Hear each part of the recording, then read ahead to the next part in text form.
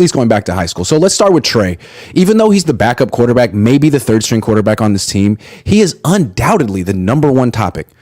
It's a phenomenon. And it's not that he calls attention to himself. He's just in a very interesting position. He hasn't played very much. It's kind of like a Rorschach test. What did you see in the ink blot test of Trey Lance last night?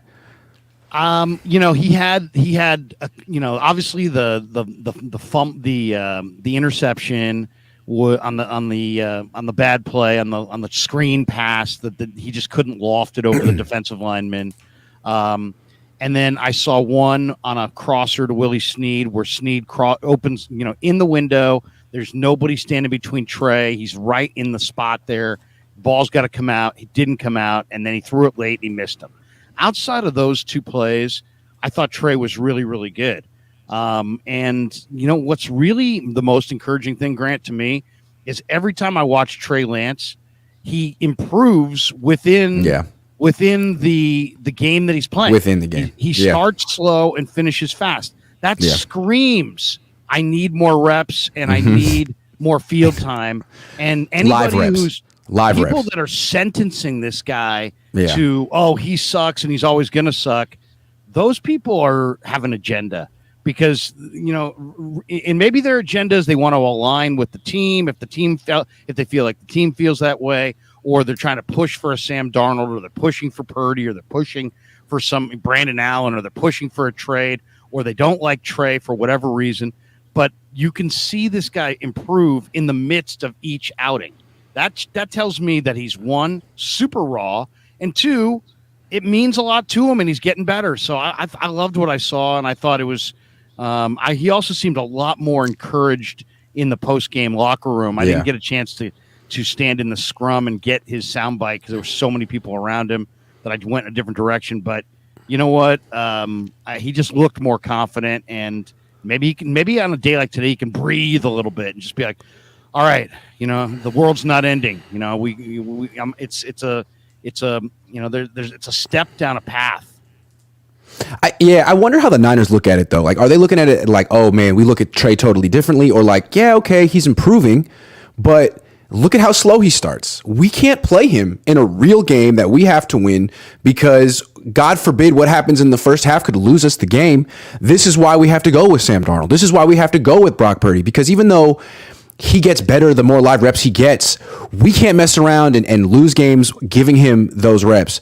On the other hand, teams around the league might be looking at Trey Lance and being like, all right, okay, if he's not right for the 49ers, he might be right for us, because while it's their problem that they can't give him the live reps because they're in this window that they decided they're in, we can do it. Like, I could see a lot of teams looking at Trey Lance last night and being like, okay, that is someone to keep on the radar. That's someone to keep on the Rolodex, call his agent.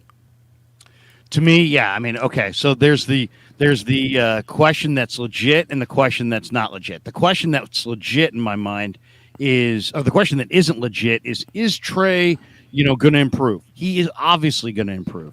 He is improving. The question that is legit is, how are the 49ers going to react? How is the league going to react when he does improve? Are the 49ers going to say, you know what, that's our guy, and we're going to stay the course, and we like our quarterback room? Or are they going to hedge and say, man, we got 2024 cap issues, and we don't want the distraction, and we got Brandon Allen sitting right here, and Team X has offered us, this compensation in return. That's the part I don't know. I don't, because they play their cards so close to the vest.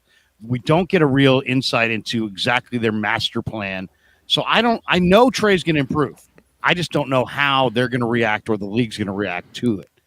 I just feel like the Niners might be surprised by what happened last night, because it felt like they were writing the narrative that Purdy's 1, Darnold's 2, Trey could be 3, or we might get rid of him. I mean, when Darnold got to play with the starters before Trey still hasn't done that, and then he got 2 drives in the third quarter, it felt like, damn, man, this is a real slap. And like, Trey's out. It felt like they'd written him off. Then he had that interception, and it felt like, yeah, he's done. And then he had this dramatic turnaround where he leads 3 straight scoring drives. And I don't think the Niners expected it. And I wonder if they're now reconsidering the quarterback situation, or they're saying, you know what, let's just wait one more preseason game before we make any big decisions who should be the backup. look at him rip those 18 to 22-yard ins and outs, and The one to Snead. yeah, I mean, Snead is, first of all, I think Snead's having a great summer. I mean, they're probably going to cut him, and he probably isn't going to get picked up, I would guess. But man, He's been around. He knows how to play. He knows how to play, but he looks a little quicker. To me, Willie Snead looks better in this camp than at any point last year with the 49ers. So, I mean, and then think about this too. I know it's been a down thing that Danny Gray's hurt and Ray's hurt. But in reality, Tay Martin and maybe more specifically Ronnie Bell and Willie Snead all have better ball skills than Ray or Danny Gray. So you're losing some vertical and you're losing some speed, but you're gaining guys who can really run routes and catch the ball.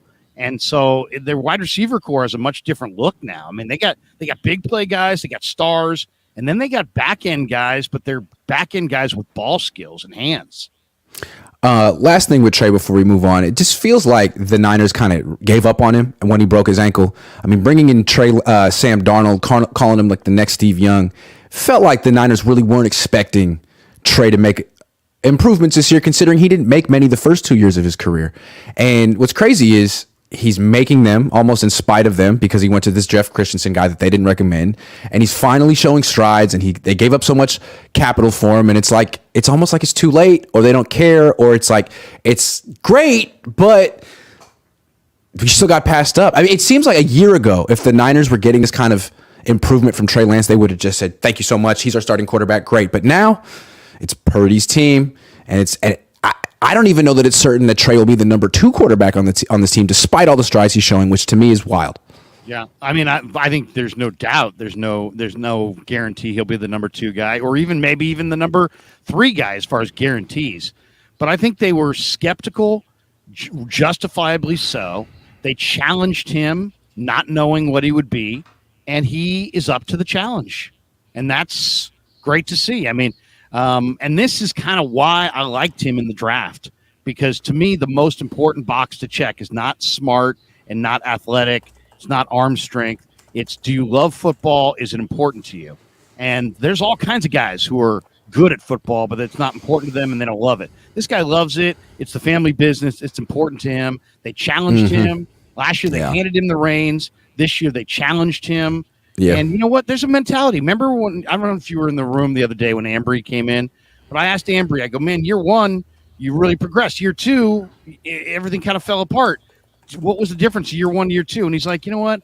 Everything was kind of handed to me in year 2. And I just showed up in a different frame of mind, didn't think I needed to work, didn't think I needed to progress.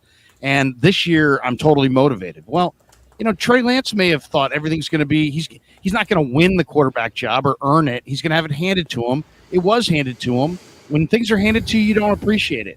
This year, they said, you know what? We're not handing it to him. We can't bank on it. We can't bank on him. We're going to challenge him to get better, and he was up to it. Ooh, you said when things are handed to you, you don't appreciate it. Brock, listen closely. Don't fall into the same trap that Trey fell into last year. No, what was cool about last night is that it was a big night for both of the 49ers young quarterbacks. Stock up for Brock. Stock up for Trey Lance.